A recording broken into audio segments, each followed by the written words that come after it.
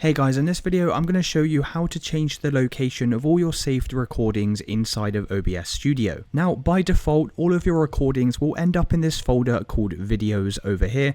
As you can see, this is all of my past recordings. Now to change this location, what we need to do is head over to OBS Studio and we're going to head into settings in the bottom right hand side. From this navigation on the left, select output, and down here inside of recording you can see we have this recording path and it's currently set to videos. Now to change this is very simple. Just go ahead and select browse and select the new folder where we want these videos to be saved to. Click on select folder, and as you can see this is now changed the directory, and we can simply press apply and OK. If you have the advanced mode set here, then you can find this inside of the recording tab, and once again just change the recording path from here, and once we've pressed apply and OK, that will have now saved the location of our recordings inside of OBS. If you did find this video useful, then please consider dropping a like and subscribing. Until next time.